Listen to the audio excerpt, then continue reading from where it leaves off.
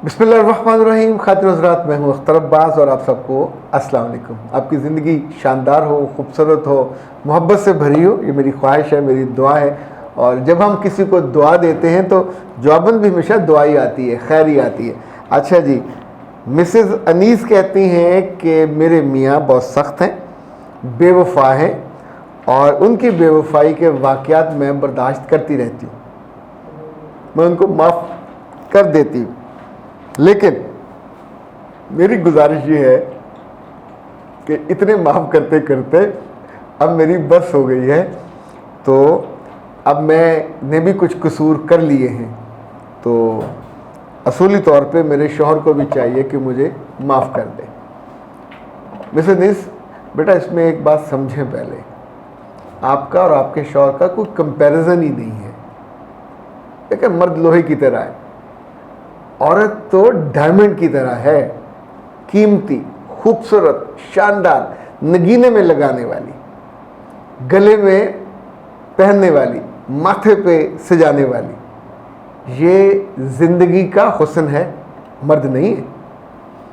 नस्ल औरत से चलती है, ख़ानदान औरत बनाती है। दुनिया में वफादार और वफा की देवी औरत के। मैं ऐसी कितनी ख़वातीन को जानता हूँ कि जिनके मियाँ फिज़िकली फ़िट नहीं हैं, लेकिन वो जानते हुए भी उन्होंने 10-10, 20-20 साल खुशी के साथ अपने आप को ज़ब्त करके कि ठीक है, अल्लाह ने ये नेमत नहीं दी, औलाद भी नहीं हुई, बेवफाई का कभी सोचा तक नहीं है। अच्छा, उनके पास ऑप्शन था, शुरू में रिश्ता तोड़ देती, कोई और ढूंढ लेती, लेकिन उन्हें लगा कि हमारी तो मोहब्बत थी, हमारा तो अच्छा ताल्लुक़ था, उसमें शर्त नहीं थी।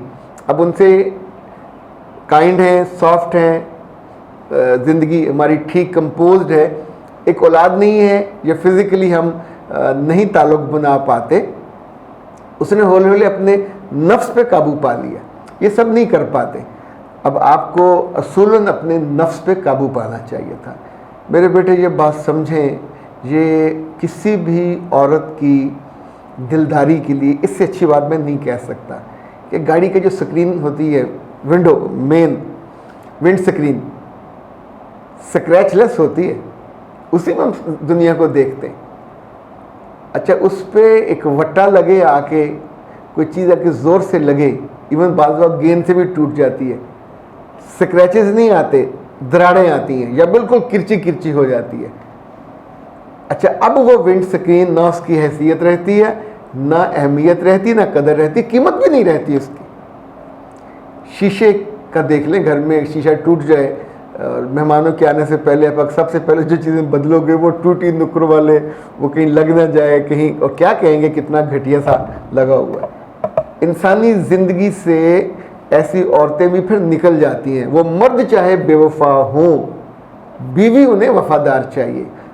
अच्छा, उनको नहीं चाहिए, सोसाइटी को चाहिए। सोसाइटी से ज़्यादा उन बच्चों के जो आपके बेटे हैं, आपकी बेटियां हैं, उनको एक वफादार माँ चाहिए। आप कभी किसी ऐसे बच्चे का दुख महसूस कर सकोगे कि जो बड़ा होने के बाद मेरे पास आए, टेबल पे सर रखे और रोए और कहे कि सर मेरे पास सब कुछ है, गाड़ियां हैं, बीवी है, बच्चे हैं, पर मैंने अपनी बेवफा माँ को देखा है, उसके यारानों को देखा है, मैं उसको कत्ल नहीं कर पाया। वो दुख मेरे अंदर बैठा हुआ है और वो दुख मेरे अंदर से निकलता नहीं है, मुझे रुलाता है, मुझे सताता है, वो ज़िंदा है। तो आप सोचिए कि असूली तौर पे अगर आपकी बात मान ली जाए कि औरत को भी बेवफाई का हक दे दिया जाए, तो बाकी ज़िंदगी में बचता क्या है? पछतावों, नफ़रतों और घटियापन के अलावा बाकी कुछ बचता ही नहीं है। ये जितनी तवाइफें हैं, प्रोस्टिट्यूट्स, बच्चे तो इनके भी होते हैं, उनको पालती भी हैं, पाल के फिर उसी प्रोफेशन में लगा देती हैं, और उनसे उनके बच्चे उनसे ये तवक्को नहीं करते।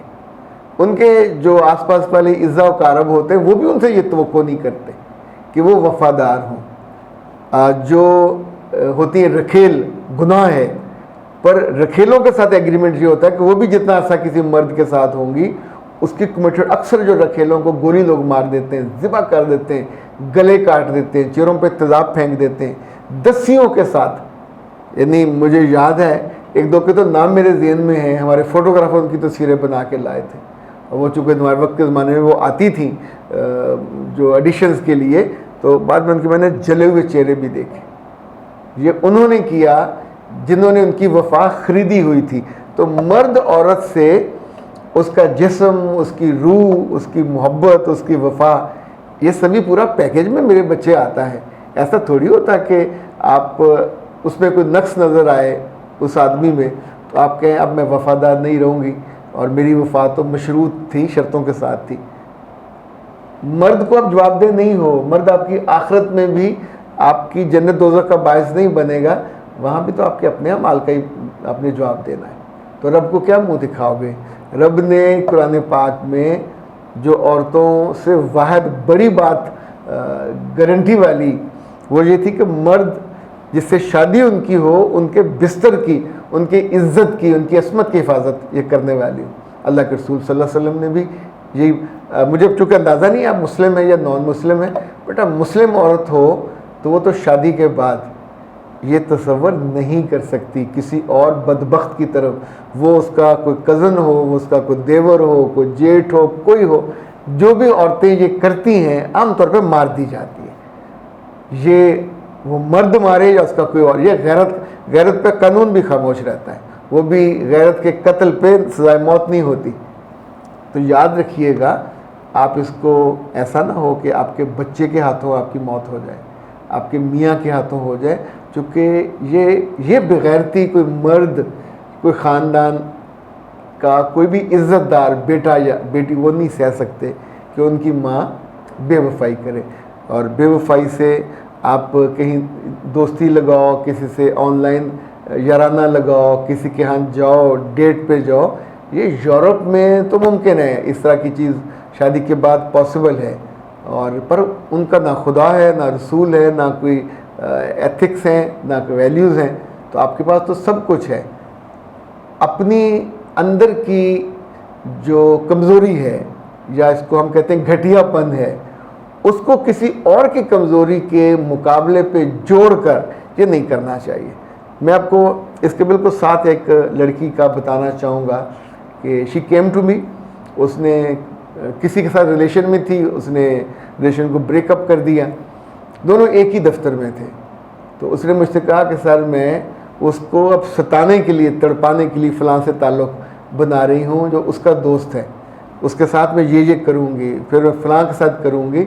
तो मैंने उससे कहा बच्चे वो तुमसे रिश्ता तोड़ चुका है, तुम उसकी ज़िंदगी में उसकी कमज़ोरी नहीं रही।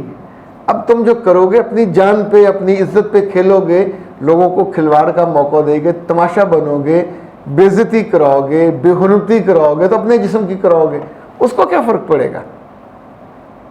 वो तुम्हारे साथ किसी जज्बाती, कानूनी, समाजी किसी रिश्ते में नहीं है। तो तुम जितनी बेवकूफ़ी करोगे बदला लेने के लिए, तो उसमें तो अपनी जान पे खेलोगे।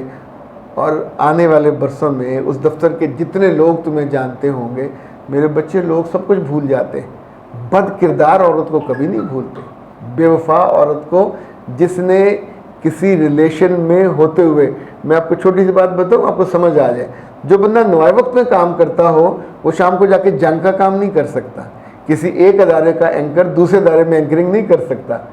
यानी जो वफादारी है ये बशर्ते उस्तवारी होती है। आप बेपेंदे लोटे हों, किसी के निकाह में ना हो, तो भी आपकी लिमिट्स होती हैं।